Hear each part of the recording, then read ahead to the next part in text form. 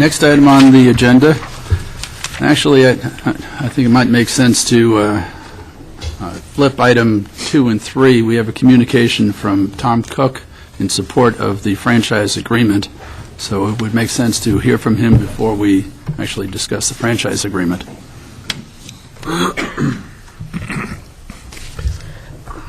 Tom Cook, 10 Highland Avenue, Keene, New Hampshire. Thank you, gentlemen. I'm here as president of the board of Cheshire TV. You folks are probably aware that the agreement between the city of Keene and the Time Warner, at present time, the cable franchise agreement, the potential came up to extend our existing agreement, and in entering into negotiations with that, we had, as Cheshire TV, had some interest in different options that might be available to us relative to service as well.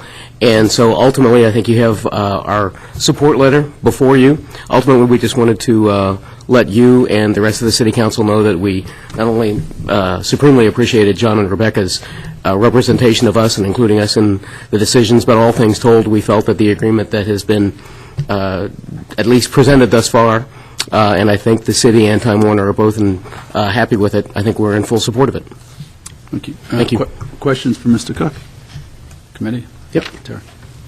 Yeah, Mr. Cook, I was wondering, did Cheshire TV do any sort of survey asking the ratepayers whether or not they wanted to have a second PAG channel? Asking our subscribers, you mean? Yeah.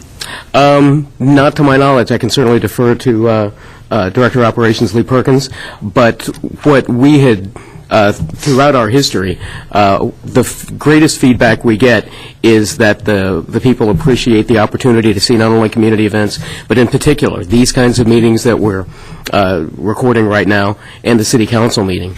We've had such an influx of participants who have created their own shows that we started reaching, a couple of years ago even, we started reaching, for want of a better term, a saturation point, where we were unable to offer rebroadcasts of the City Council meetings and all of the subcommittee meetings, to the extent that our subscribers felt they had a significant opportunity to make sure they could catch up on them.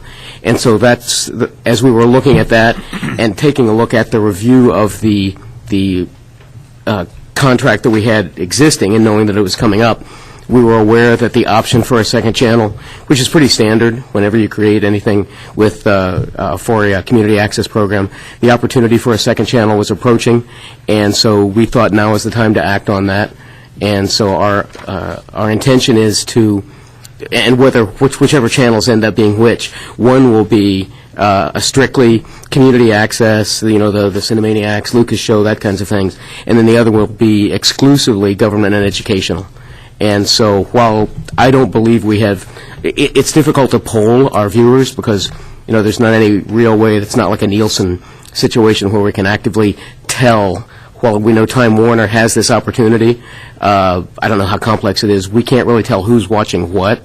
And so our actions are really kind of based on viewer feedback, people we talk to on the streets. I don't know, Councilor Clark, if that answers your question, but based on what we've heard from our viewers, the implementation of a second channel, I think, will fulfill a lot of their desires, particularly toward government and education viewing. Then follow up. I'd like to say that I really do believe that the Cheshire T offers superior programming. Thank you. Much better than what Time Warner offers us. Okay, thank you. But I just wanted to ask whether or not the ratepayers are aware that they're going to be paying for this extra channel, and they're going to be paying an extra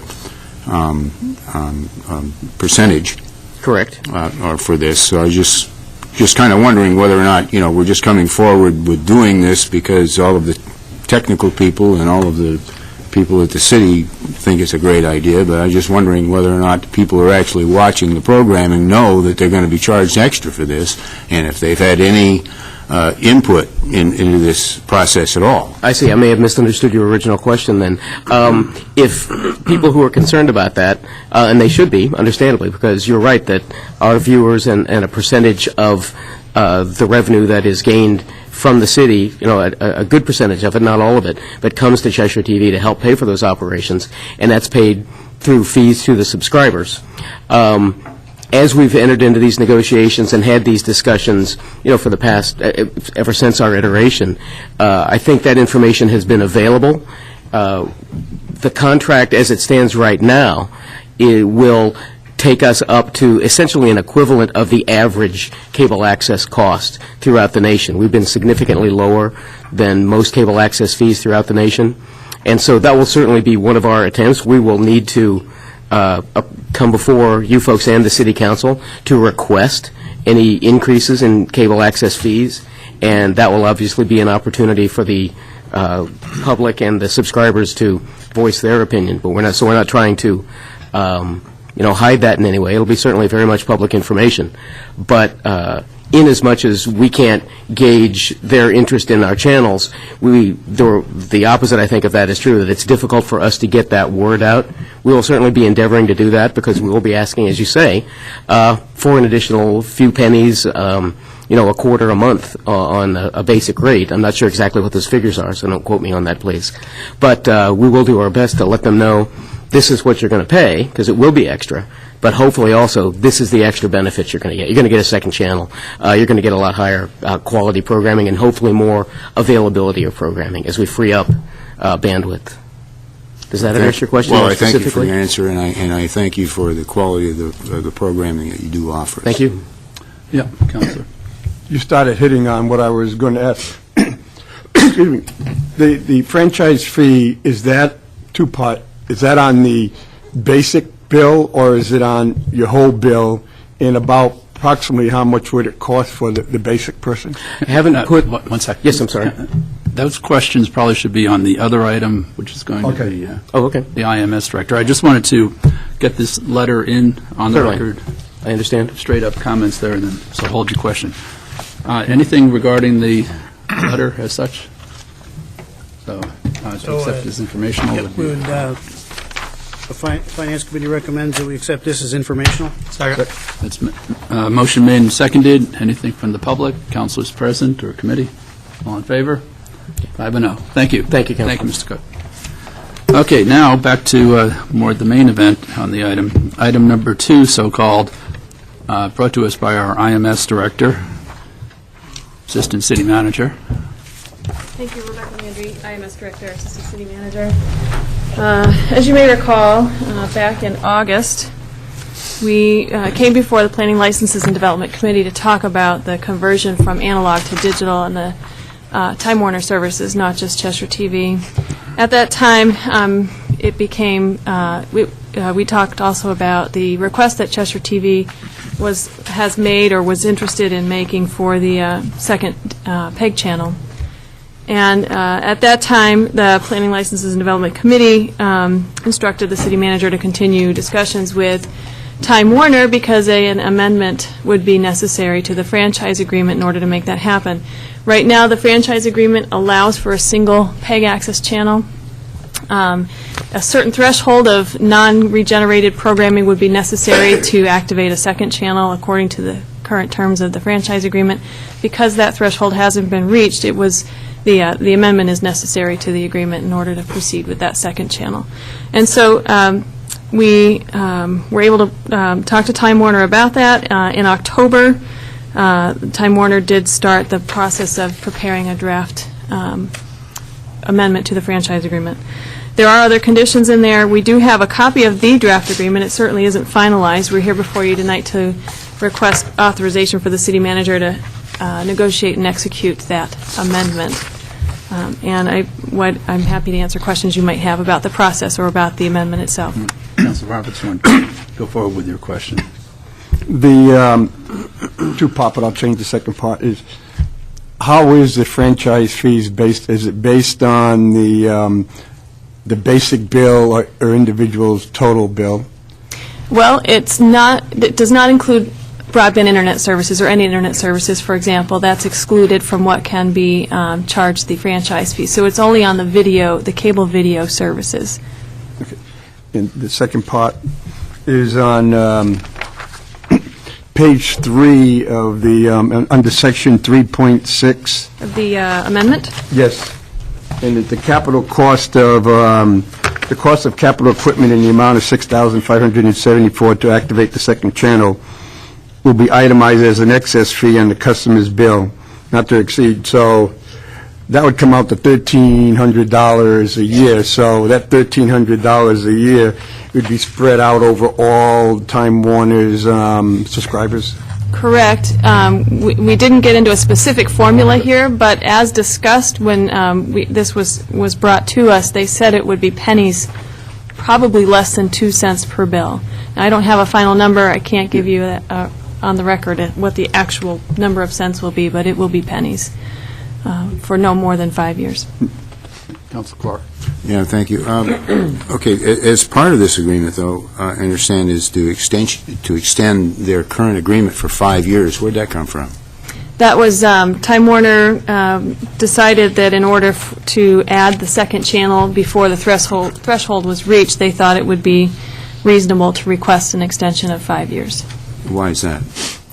Well, I guess that's that they wanted to extend the agreement. It would have normally have expired in 2018, so they're basically getting another 5 years in exchange for giving up the second channel early. And what is it that is required, really, of them to put a second channel on? Well, there's some equipment required, and I think I would actually defer to Lee Perkins specifically in terms of what actual actions will need to be taken to add the second channel. But there is equipment and there is some programming on their end that needs to take place, and it uses some of their bandwidth as well. Was there any discussion in our negotiation? I assume that we've done negotiations with them to ask them, well, maybe can't you do this a second channel without asking for a 5-year extension to your current contract? Because, you know, the current contract, as we've talked about, you know, some time ago,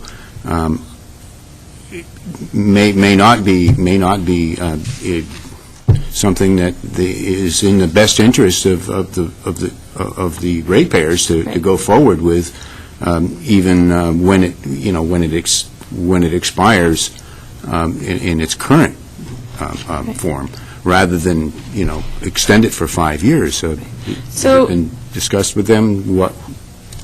I think you asked two questions, and I'll try to answer them both. The first one is, why did they want another 5 years? And I think that they wanted something in exchange for adding the second channel. And I think that, you know, I understand that. I think that makes sense that they would want something in exchange. If we said, please give us the second channel, and that's it, they could very easily say, no, we have an agreement in place, we don't have to do that. And so this is just part of the negotiating process. Now, are we giving up something by extending the opportunity to renegotiate the agreement another 5 years versus doing it in 2018? Well, that would, we talked about this, and there's what is the possibility that someone else would come in and want to have that franchise agreement instead of Time Warner? And what are we able to get from Time Warner that we're not getting now if we renegotiate in 2018 versus 2023? So those questions came up and those discussions took place, and we feel that this is a reasonable place to be. Go ahead. Can I ask you? You recall, I was a member of the former Cable TV Commission before it was for 5 years, and the last year I was the vice chair. And do you recall, you were at one of the meetings where we talked to Time Warner about some of the things that were required in their current franchise agreement. One of them being that they had to report to us any complaints from ratepayers. And we asked them to give us a list of complaints. They reported back that they had no complaints. And I remember asking them why, and they said that because they weren't required to write them down.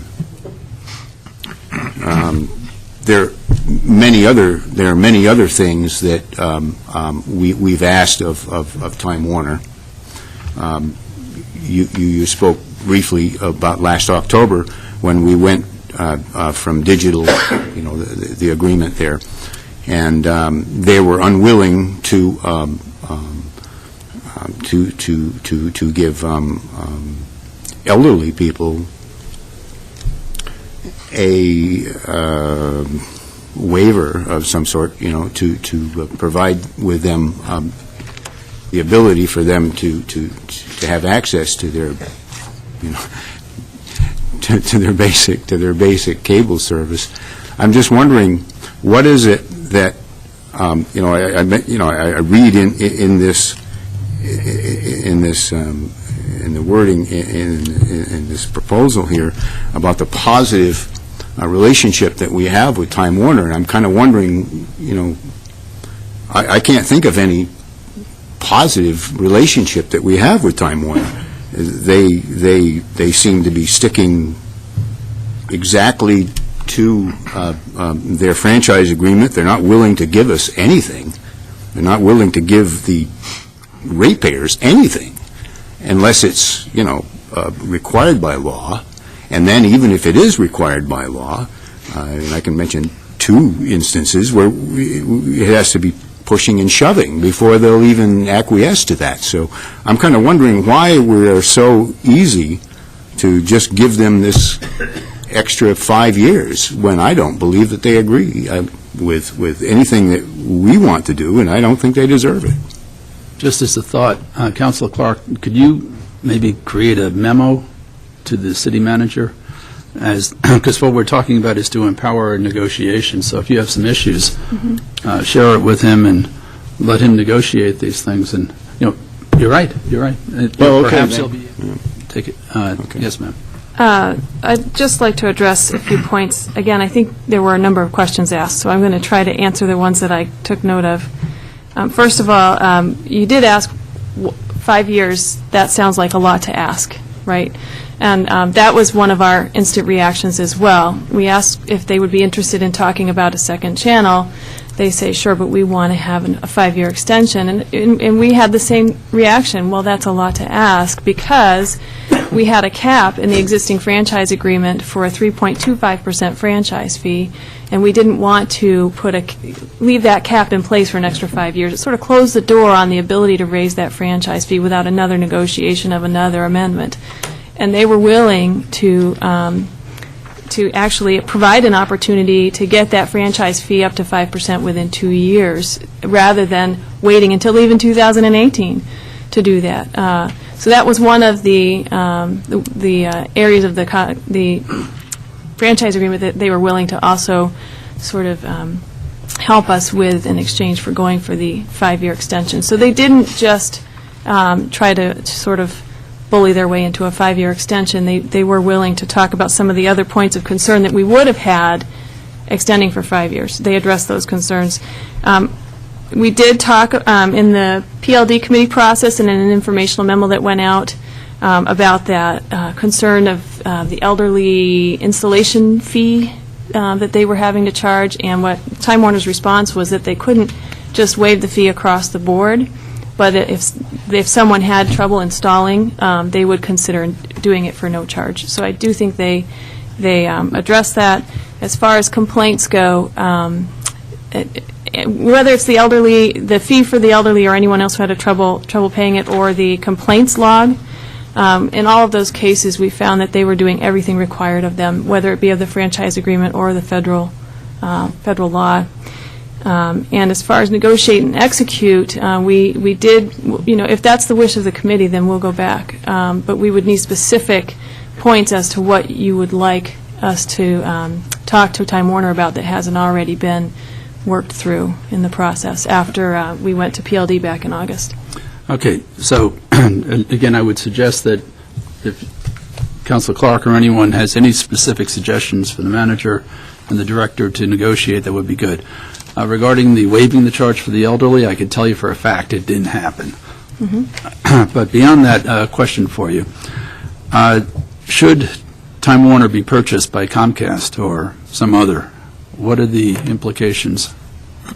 We had that conversation with Cheshire TV, and I know that there are representatives from Cheshire TV here tonight because we wanted to, they expressed originally some interest in talking about it. What if Comcast does take place of Time Warner? What could they potentially bring to the table that Time Warner isn't bringing to the table already? Or the opposite. Correct, right. And so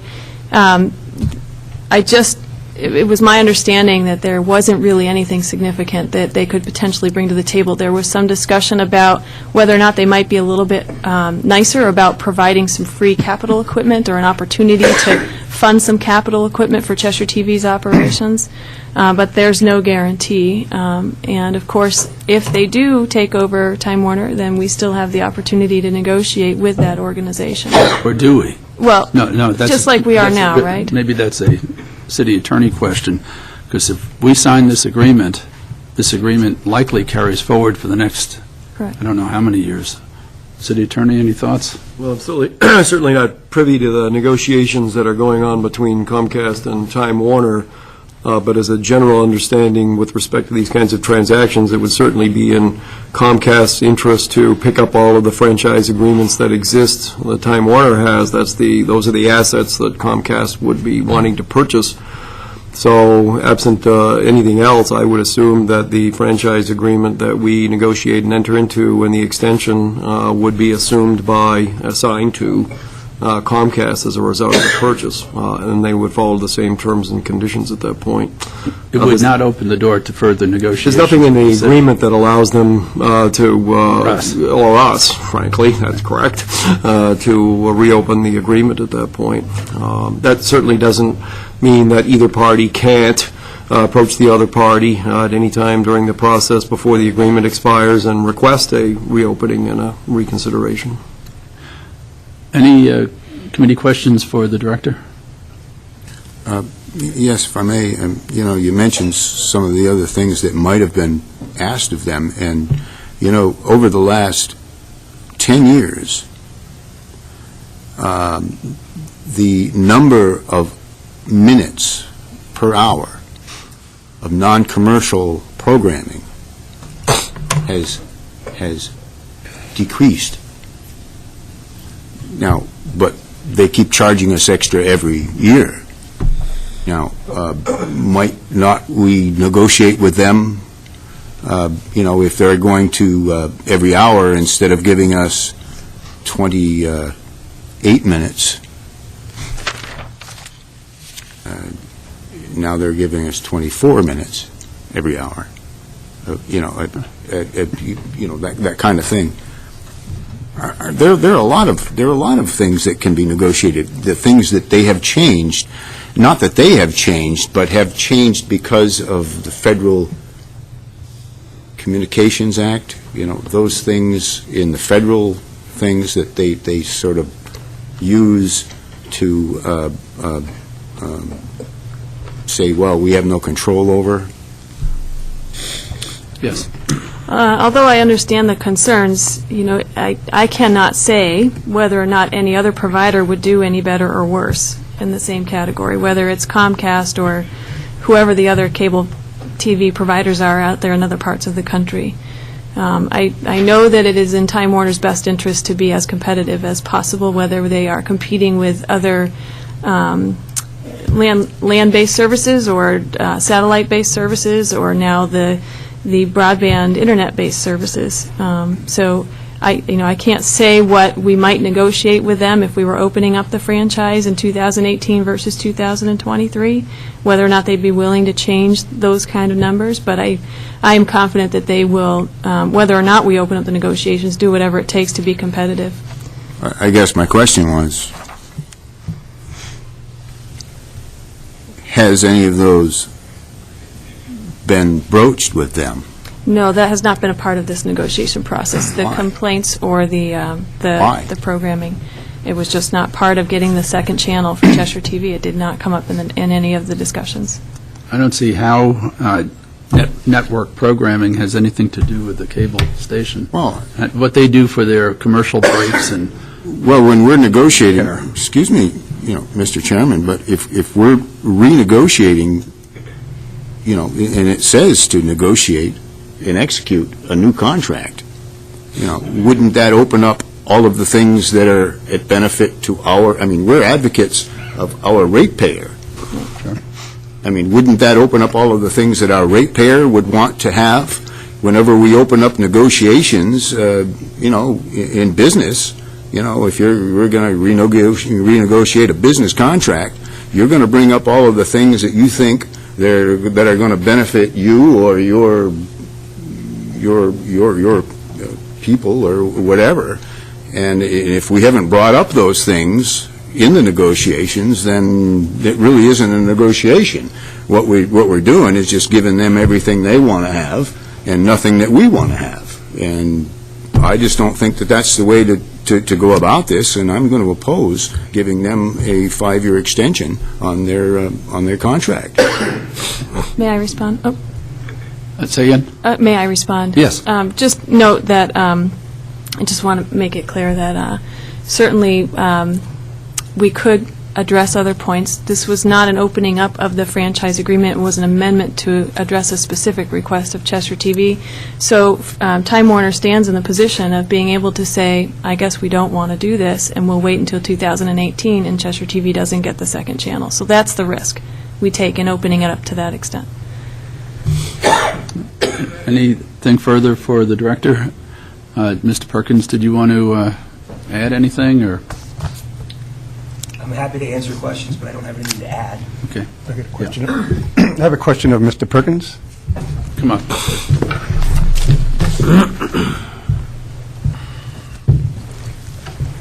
Name and address, please. Lee Perkins, 62 Colonial Drive. Thank you.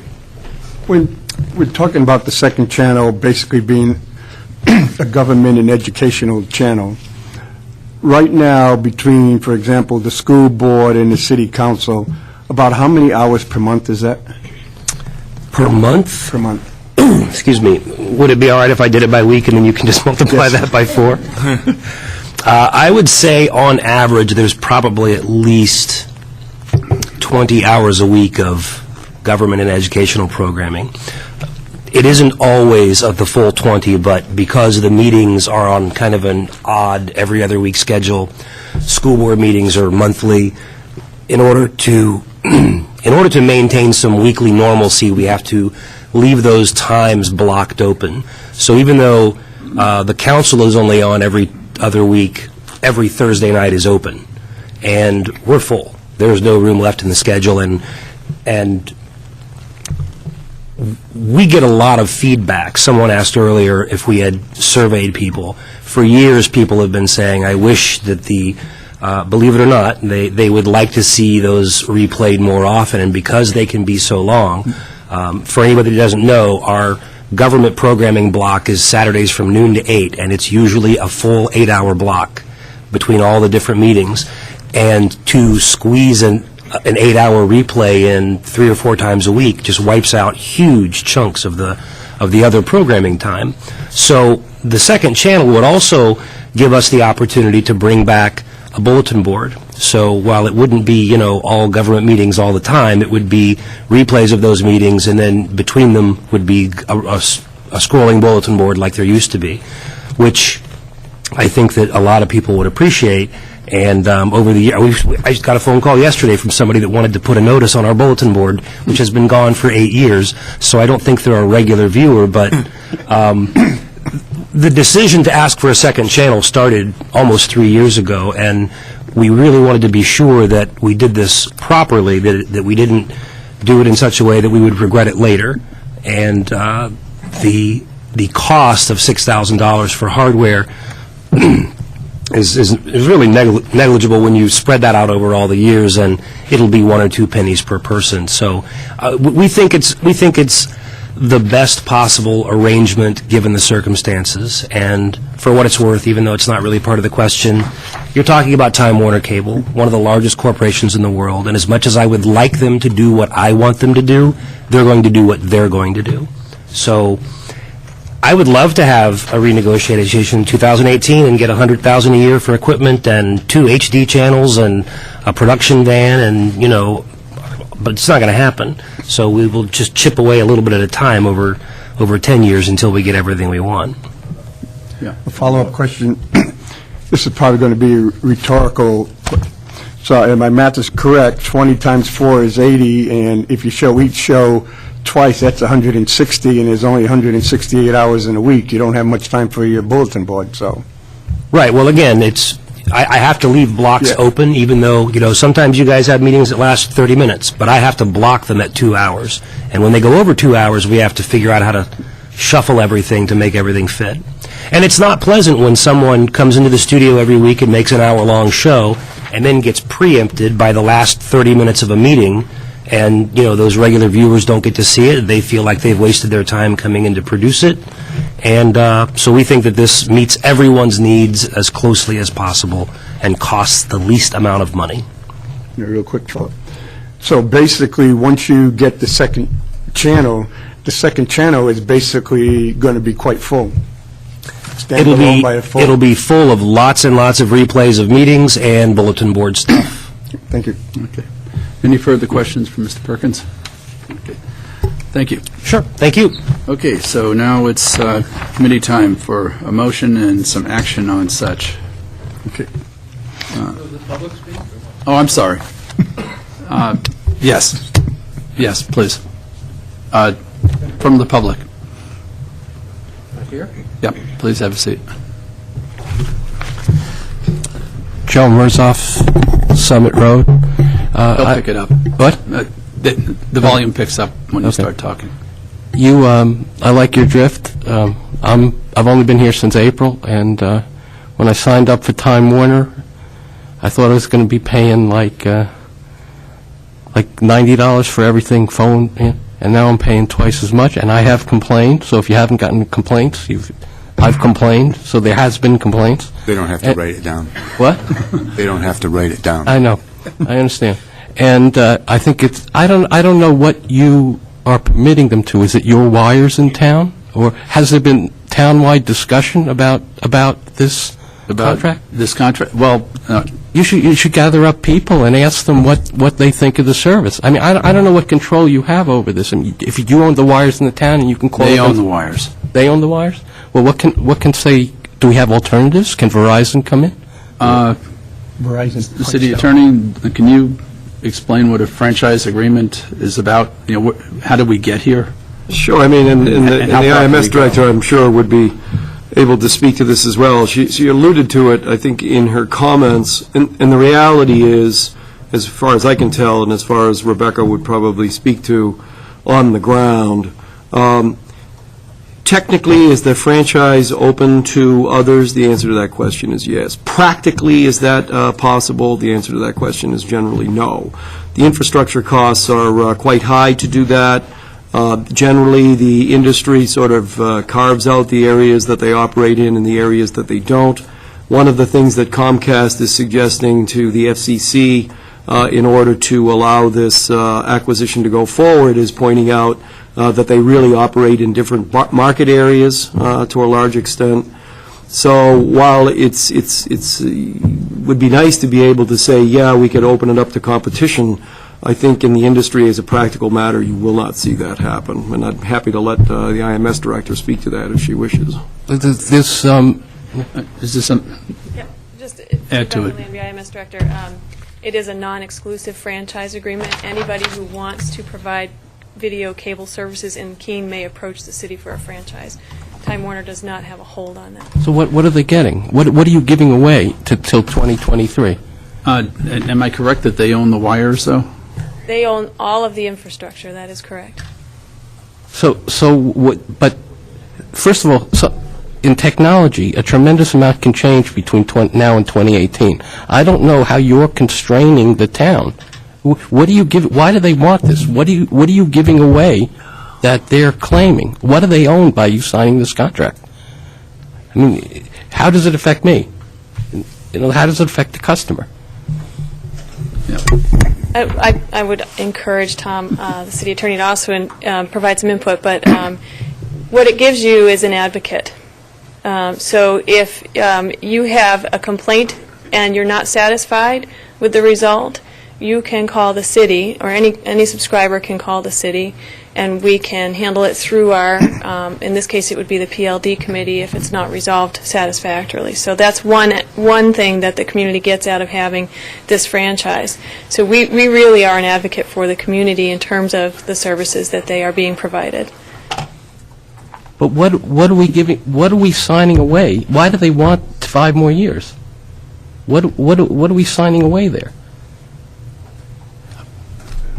City manager, perhaps, What alternatives are we restricted to because we signed this contract? I can see if the city manager can shed some light on. I walked in late, so I'll apologize for that. So you may have already provided a portion of this answer or the answer in its entirety already. So if that's the case, please stop me.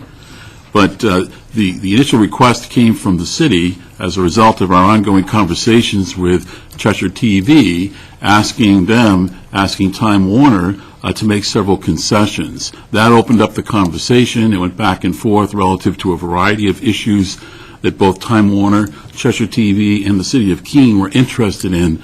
As a result of that, this arrangement relative to an extension of the existing franchise agreement came about, and now we're here this evening talking about it. A franchise agreement is non-exclusive. It's more than just an advocacy. I think that would occur if it were in the community regardless. It is an agreement between the city and any interested entity that wants to provide cable service. Unfortunately, we're a tiny market. As a result of that, there are no competition. There will be no competition relative to infrastructure the like of what Time Warner has available to it. They couldn't afford to come in and compete. Now, if we were in metropolitan Los Angeles, there probably would be 2 or 3 providers, but not in Keene, New Hampshire, not in most small communities. So the franchise agreement is a foundation. It's a basis for an arrangement, for an agreement. It does provide for technology. In the past, it's worked quite well relative to that technology. It's only in their best interest to provide additional technology and to make improvements as they go, because they lose their customer base without it. I'm not aware of any particular disservice that's been done to the customer. Of course, people don't want to pay any more for these channels. However, Time Warner, when it negotiates these channels, as we know, CBS being a prime example, has to pay more for these channels. As a result of that, they pass along some of that cost. And there is DirecTV. There are alternatives if you feel that the service is not worth the price that you're paying for it. Does that somewhat answer your question? Sort of. I still don't understand. And also, I apologize for not going to the public to ask for questions. Right. My mistake. Thank you. Yeah. Before Mrs. Landry leaves. We've been talking about 2023, and you also brought up about new technology. And one of the things around the country, Google is doing broadband, and they're doing their own, basically, non-cable service through broadband. So it would be quite possible 5-6 years from now that cable TV, such as Time Warner or Comcast is delivering, would become obsolete, and some big one like Google or someone else could come and take their place as a viable, cheaper alternative. Yeah, what we're seeing is, like you said, eventually people moving away from cable TV services and investing more in broadband, fiber optic infrastructure. The fiber optic infrastructure can deliver voice, data, video, you name it. And so that's where we see more of the, what are some of the video providers over the web? Hulu, right? Netflix, and you'll see more and more of these internet-based providers as the broadband deployments grow. Google Fiber, don't get me started. We did apply to be a Google Fiber community. We lost to, was it Kansas City, or I think maybe it was Topeka, Kansas. But anyway, Google right now has chosen other communities to deploy their fiber optic networks in every region except New England. However, we are talking, and very much talking with people like Economic Development Commission and Fast Roads about how we can support this concept called Gigabit Keene. So that we can, whether or not Google comes to town, we can have fiber to the doorstep one way or another, so that we continue to sort of enable this competitive landscape. Thank you. Thank you. More committee questions? Councilor Clark. I would like to speak to the advocacy. As Vice Chairman of the former Cable TV Commission, I asked for a list of complaints and I was told that they didn't have any complaints. And I asked them why, and they told me that they didn't have to write them down. So much for the advocacy of the city. I was asking in response to a number of people who were complaining about service. We are powerless when it comes to Time Warner Cable. Clear and simple. We are powerless, and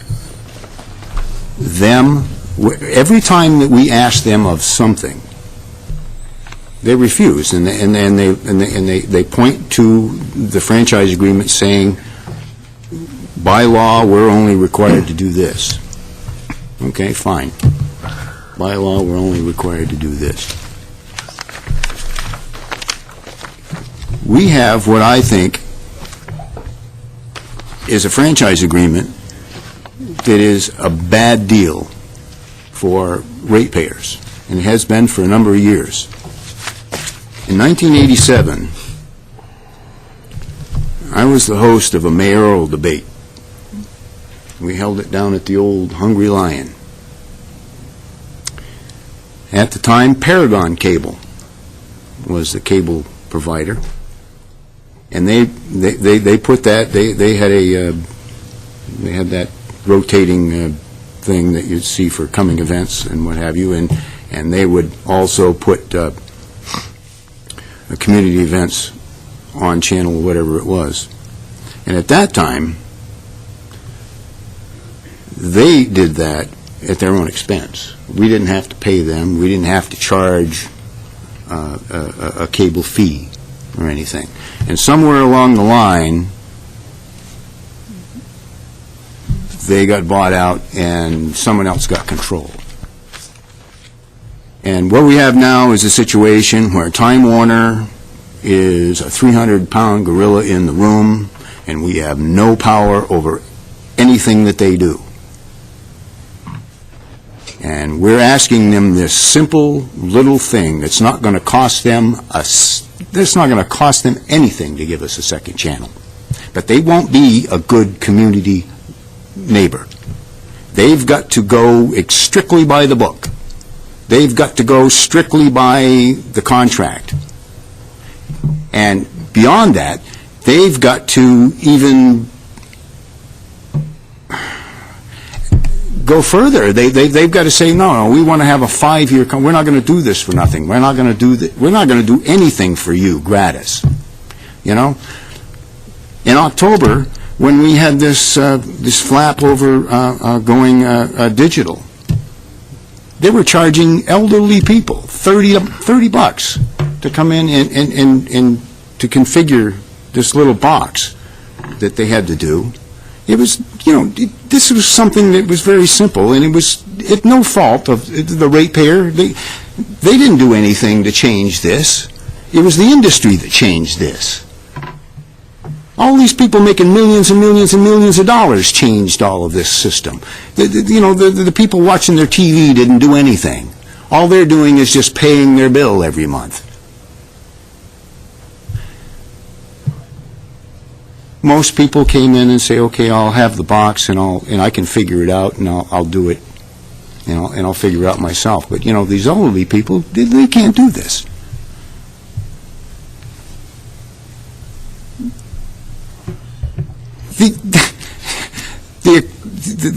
The outrageous thing that they did is when I called them up as a Keene City Councilor, they offered to do it for me for nothing, while they're charging some 80-year-old woman $30 to do it. They're saying, oh, you're a city councilor, we'll do it for you for nothing. I got to tell you, this Time Warner Cable Company does not deserve to have a 5-year extension on this contract. They need to step up to the plate and be good community neighbors and do something for this community, because we need it. We need a second community channel. And they need to stand up and say, okay, we support that. And we'll do it for you, because it's not going to cost them anything. And that's what they need to do. And I'm not going to vote to have them, extend their contract. Mr. Chair? Yes, sir. Would it be in order that I make a motion, and if it's seconded, then it would give Councilor Clark the opportunity to make an amendment to that motion, and then he could talk to his amendment? If we are ready to end discussion and take a motion and then perhaps once amendment. he does the as you want. amendment, then it'll open up to that discussion. Councilor Filio? Before we make a motion, just one comment on there.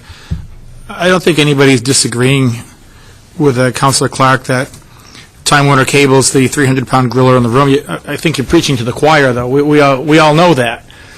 But all we're saying right here is, and we're all agreeing, they need the second channel. All we're saying here is we authorize the city manager to negotiate and execute an amendment to the best of his ability. Clearly, they're a monopoly. It is what it is. But all we're saying is, city manager, do the best you can. And in the end, that's all he can do.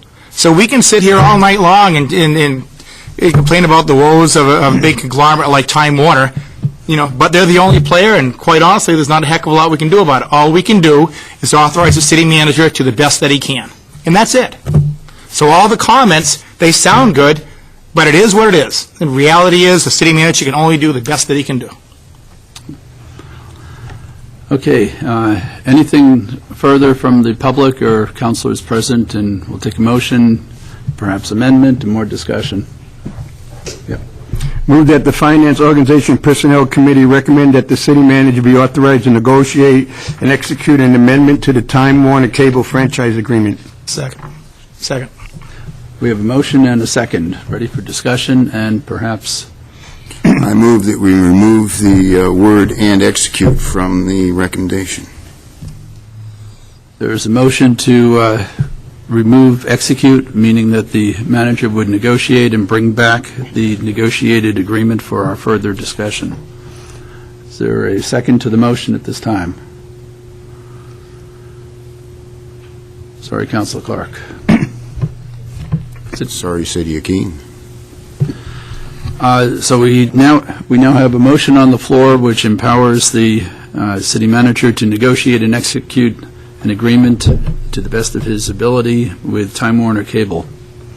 Anything further, city manager? Well, Mr. Chairman, the negotiations are actually over, and included in the negotiations were Rebecca Landry, Assistant City Manager, as well as representatives from Cheshire TV, Lee Perkins, Tom Cook, and I know they kept their board informed of the progress that was being made. So the negotiations have taken place.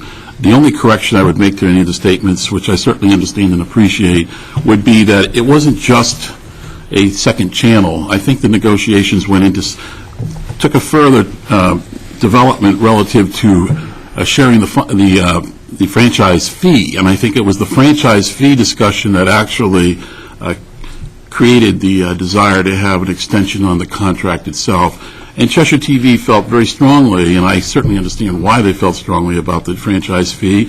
It's their prime revenue source, and so by getting the ceiling lifted off the franchise fee, I think that's where Time Warner wanted, as a result of that, the extension. Because Time Warner also has to compete. It recognizes that any time that it increases its cost for something like a franchise fee, that it has an impact on customer base.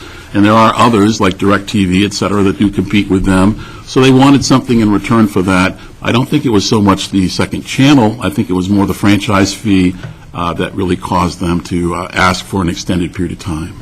Thank you. So, anything further from the public, councilors present, committee? Hearing none, we are ready for a vote. All in favor? Opposed? Thank you.